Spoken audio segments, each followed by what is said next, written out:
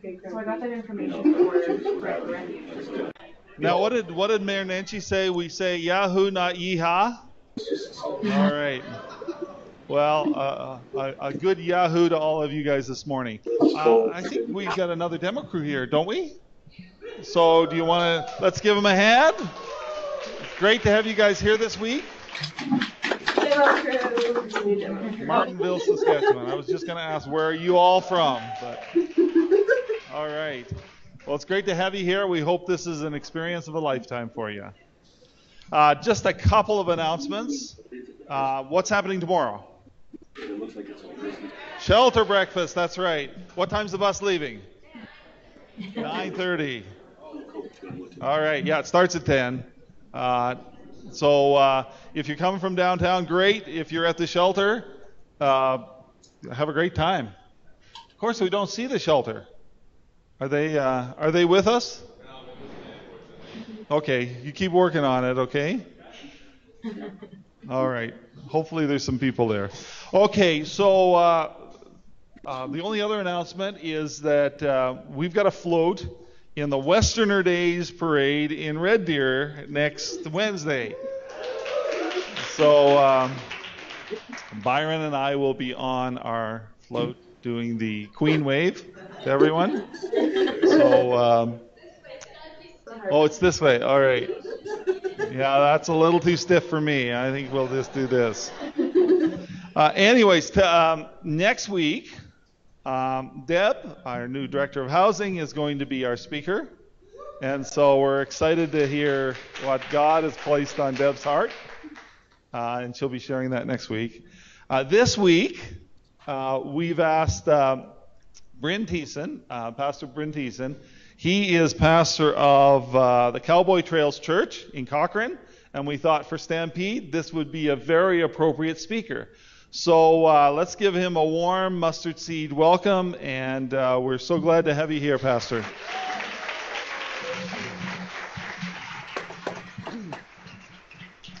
Thank you. It is good to be here with you. I don't know if I recognize anybody yet, but I'm Mennonite, which means I'll have a relative here. Which one of you has a relative in the graveyard in Herbert, Saskatchewan? Because that's the largest population in Herbert. There'll be somebody. You just don't know it. If you're Mennonite, we're related. My wife is also from a Mennonite background, but they came out of Manitoba, so they're a different line. But I can tell you a little about myself. I grew up in a family, which is not unusual, except we had 4 daughters and myself. I was right in the middle. Our neighbor had 4 daughters. Our partner had 3 daughters, and the only people we spent much time with had 4 girls. So if your math is good, I grew up with 15 women. Which, if you're Mennonite, you realize the problem is I grew up in hand-me-downs.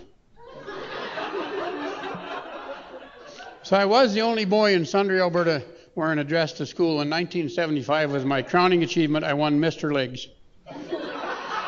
And a Dale Evans ensemble, which my youngest sister still had and gave back to me. I think it would fit on one leg now, I'm not sure. So that was kind of my crowning achievement in education. My father was a teacher.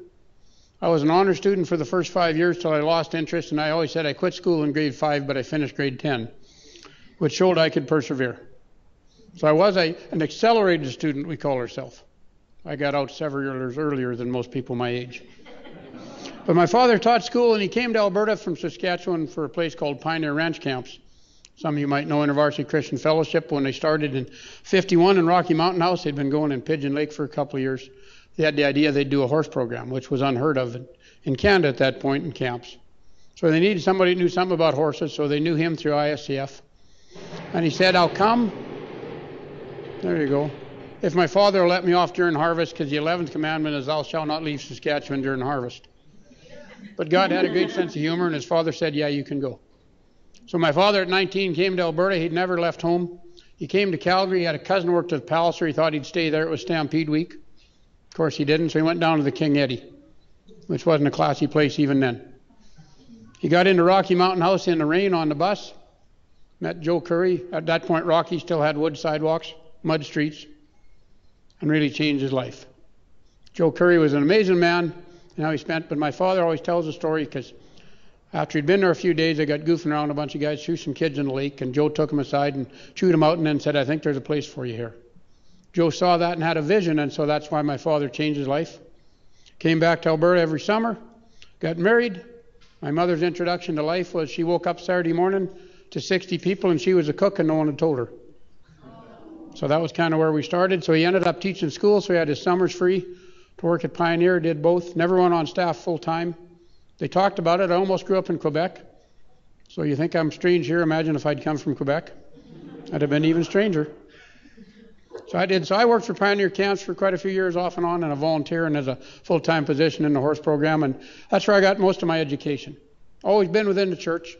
I realize now as I grew older that I grew up in a really good teacher, a guy we called Rev.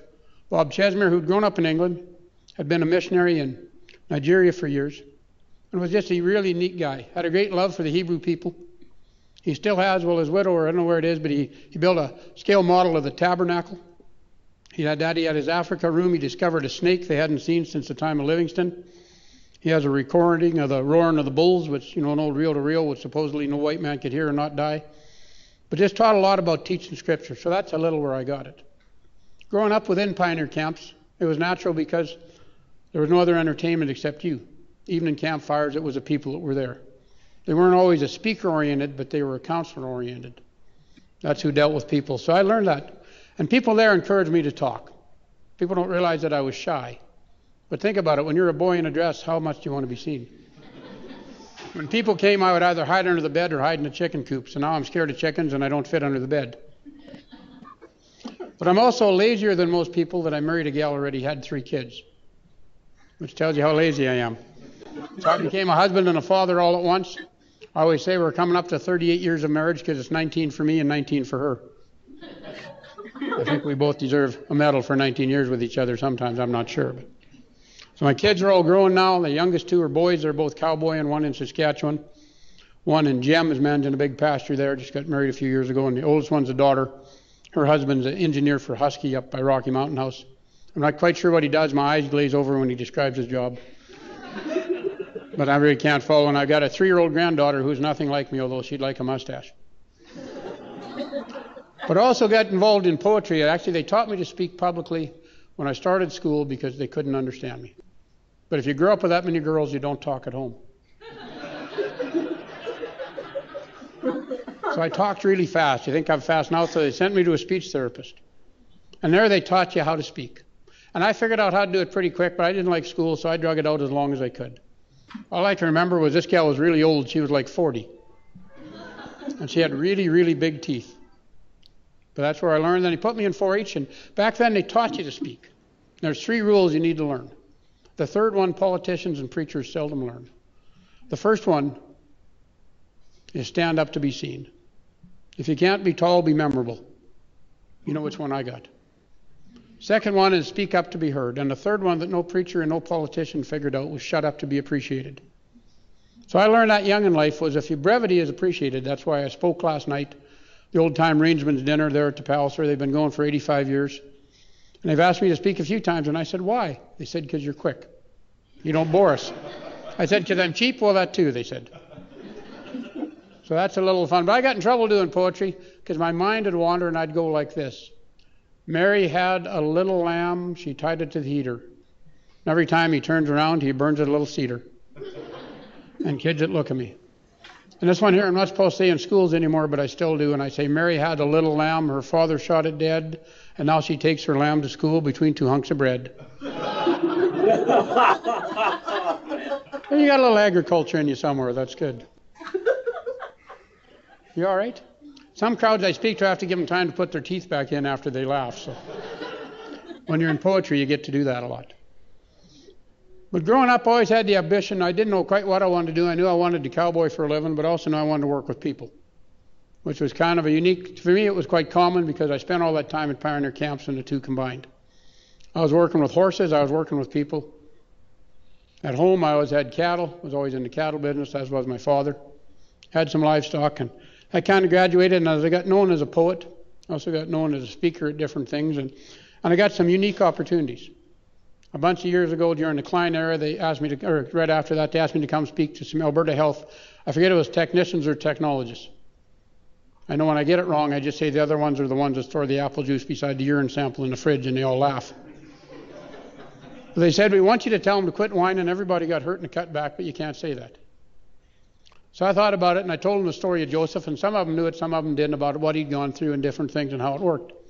And I spoke to them about 10 years later, and I realized it was the same group, and I said, you realize I was supposed to say that? They said, no, but we felt better. So I thought, well, I've done my job. But I learned that the truth of the Bible should be taught everywhere. And it needs to be spread. Like Assisi said, St. Francis says, share the gospel at all times. If necessary, use words. But I also have a write for a magazine called Canadian Cowboy Magazine, which is a Western lifestyle magazine, comes out 6 times a year, and I do a column called Reflections.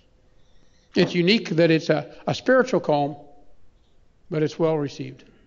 And people all over that read it. And I quite understanding what it is that I never offend people in there. People always say, well, you never tell people things like they're lost or they're going to hell. I said, they know that. They know when things aren't right. I tell them about what God did. And I use the stories of what I've done. When I preach, I tell stories. So when guys have a bad day, they call it a Bryn day. If everything goes wrong, they think it's just a normal day for me, and that's true.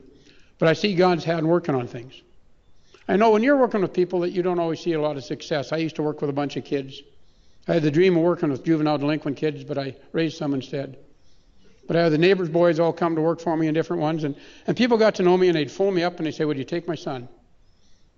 When I was still a bachelor, and 85% of them, I'd say, you know what, take 2 weeks off, take them fishing, get to know them, then phone me back. Once in a while, I'd take a kid. I took one during the 88 Olympics. I don't know how they heard about me. I still don't remember. Spent 10 days with me. I took him back. And this is why I'm not a good counselor. I'm too blunt. I took him back. I sat him down with his father, and I said, your mother's crazy. Deal with it. Your father has to. His father just nodded his head.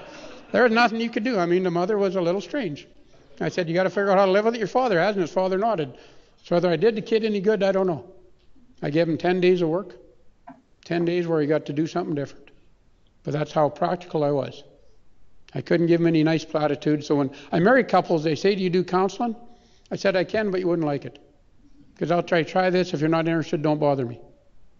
So I get a lot of weddings. I get a lot of funerals within the Western community. And for me, a funeral is, people said, is it hard to do a funeral for someone you don't know? I said, no. The character the person shows. A funeral is always about who the person is and about what Christ did for them. If they've done nothing with what Christ did for them, don't spend your time doing that.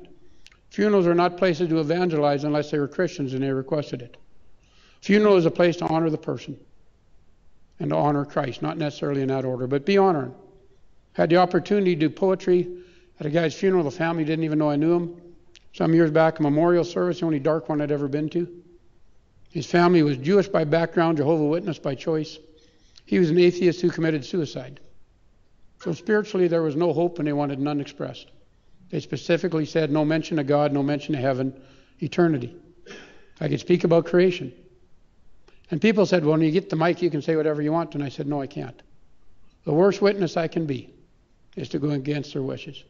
The best witness I can be is to honor their witnesses and still honor God in what I say. So I want you to think about that. And in your life, how many of you have had nothing but success with people? How many of you have had success once in a while to keep you going? That's what it is. Anyone I talk to that's in ministry, Rick Platt, who does a lot of prison ministry, said every now and then something happens. And it keeps me going. A good friend of mine, a guy named Roy Tilley, I don't know if Roy spent time down here. I'd known Roy since he was about 13. He said he was 18. Had been an alcoholic since birth. Worked for Hell's Angels, a bunch of different things. Spent a lot of time at my place. He'd always pull himself away before he fell apart till some years back when he was staying at my folks and everything fell apart. And we got to know him. I'd never seen him drunk. And he was an ugly drunk. Just a really nice guy, but a really ugly drunk. And in dealing with him and all the things we dealt with as a church, as a family, it taught us about forgiveness. Taught us all those things. When I preached his sermon, it was neat. At his funeral. Because there was a little bit of everybody there. But he taught me about another part of life which I understood a little of, but gave me glimpses to it. I gave him glimpses of something better. I want you to think about these words. If you got a Bible, and you should always have one, most of you got it on your phone, right? I'm not that technological. There you go. How's that for a term? But the parable of the sower, found in 3 Gospels. We'll read it out of Mark. Teaches us some great lessons. Because I don't know what you know about soil, but it's really, there's 2 ways of looking at it. Is it the parable of the sower, or is it the parable of the soil? It's called different things. Because different soil, of course, is what it speaks of. But it starts on this. We'll give you the whole context. Again, Jesus began to teach by the lake. A favorite place for Jesus to teach was by the lake. Because there it's a natural amphitheater. As you sit on the water, it echoes across up into the hills. We use that at Pioneer. We are in Crimson Lake, which is a big mud puddle. I think the water is 8 feet deep and the silt is about 25. It's kind of a unique little spot. It grew really good leeches for years now. They say there's perch in there and it ate the leeches. But we'd do that. So Jesus was there teaching by the lake and his voice went out. The crowd that gathered around him was so large that he got into a boat and sat on it out in the lake, while all the people were along the shore at the water's edge. He taught them many things by parables, and in his teaching said, parables are great. Teach with stories. Teach with your life. I always say, teach the Bible, illustrate with your stories. Don't teach your stories and illustrate with the Bible. So I always tell stories. Listen, a farmer went out to sow his seed. What it speaks about is deliberate. He didn't just decide, well, I'm not sure what I'm going to do. Oh, maybe I'll try that. He deliberately went out to sow his seed. He was deliberate in what he did, and as he did, he went along. As he was scattering the seed, some fell along the path, and the birds came and ate it up. Some fell on rocky places where it did not have much soil. It sprang up quickly because the soil was shallow. But when the sun came up, the plants were scorched and withered because they had no roots. Other seed fell among the thorns and grew up and choked the plants. And pardon me, I got to get where I can see. I'm getting older. Another seed fell on good soil. It came up and grew and produced a crop, supplying 30, 60, or even 100 times. And Jesus said to them, he who has ears, let him hear. If you speak about it as a sower, it teaches you something. I spoke about this 30 years ago, and I remember speaking to a bunch, and I said, scatter your seed.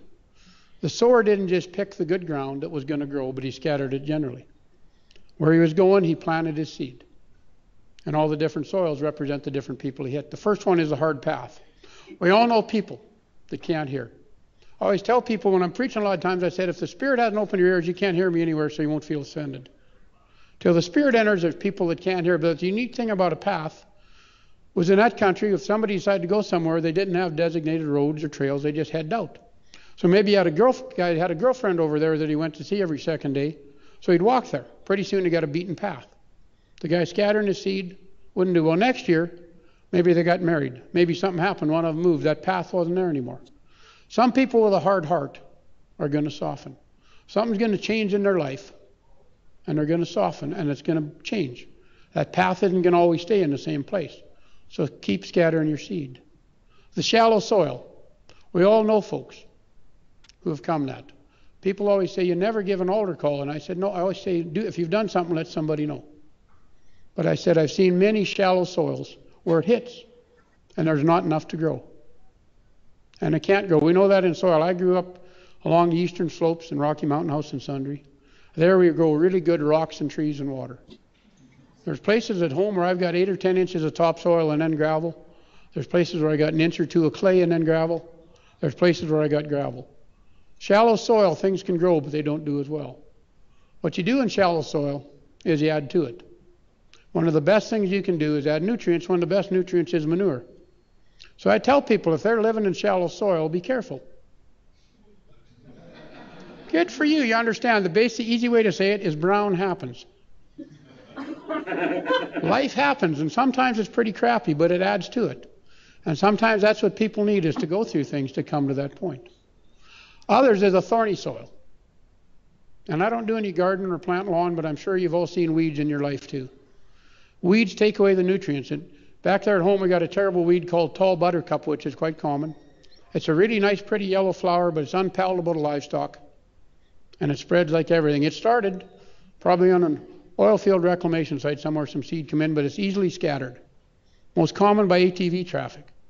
As they travel, it picks up seed. They take it in the West Country. It's full of guys recreationally, and it's getting full of buttercup. It can travel on animals' legs too, but it's not as common. It's rare to find a place without buttercup. I was looking for cows the other day. I rode for 2 miles through some dense timber, just trying to cut across country. And at 2 miles, I saw 3 squirrels and 5 spiders, and not a single buttercup, which means nobody else had been there because there's no reason to be there. But where those weeds come and choke it out. And in life, you know the people you deal with. In Roy's case, he could never let go of his old life enough to embrace. He'd accepted Christ, but he never let go of his old life, and the weeds kept choking him out. Where there's weeds, what do? The best way to get rid of weeds is a healthy plant. Keep feeding the soil. If you've got someone you started with got a lot of weeds, don't give up on them.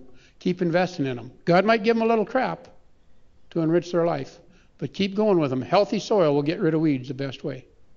If you've got healthy enough grass, it'll choke out the weeds over time.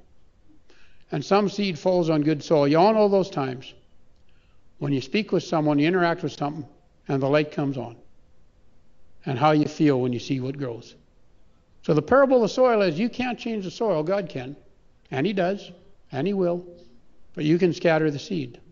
Stay involved where you're at. Live your life in such a way that Christ rubs out. I always say, let Christ rub off, don't rub Him in. Too many people try to rub Christ into people's lives, and it's abrasive. When Christ rubs off, there's an aroma to you, there's something real that people will notice. And I've had more than one person, I get it quite often, even as I come here, people look at me and they think I'm a little different. Most of them comment on my mustache. The one gentleman did as I come in, or a lady, pardon me, and I said, I just grew it this morning. The guy said, really? I said, no, it was last week. Truth is, I haven't seen under my nose for 36 years, so my mustache is older than most of you. But let Christ rub off. Scatter your seed. Live your life where you're at. Be aware of the soil, but scatter your seed anywhere. You never know what has changed. When a path has no longer become a path and become softer soil. When stony, rocky ground has been fertilized and has more nutrients within it. When thorny ground, healthy grass will choke it out over time. Sometimes the best thing you can do is work at it. The other thing, a thistle, you never see a thistle in a hayfield because it gets cut all the time. Thistles won't survive if they're always cut down. Sometimes that's what you need to do, is cut down the weeds. And rejoice when you got healthy soil and you see the results. It might be 30, it might be 60, it might be 100 times of what you invested. But you'll have that and you'll go strong. Let's pray. God, I thank you for the power of your words, that parable Jesus taught. Even the disciples had to say, what's it mean? And he went on to explain it. But Father, for us, we know that it's the parable of the sower. Our job is to throw seed. Be aware of the ground we're throwing it on, but scatter it anyways. So Father, I pray a blessing on this bunch, where they're at and what it is they do, that they're your hands and feet. They're your heart, which reaches into people's lives. Father, you'll give them the strength. Give them the encouragement they need, that as they go through, there's much rocky soil, there's much hard soil, there's much thorns. But Father, there's also good soil out there. Let them scatter their seed and let them trust you for the harvest. So thank you for this time that you'll continue to bless. Keep us safe, bring us together again. We pray all this in the power of your Son. Amen.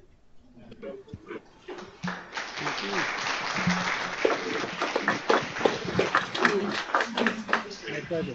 You want that back? I'll just turn it off. All right, guys, have a great day. And for those of you who haven't made it to the Stampede yet, be safe and have fun.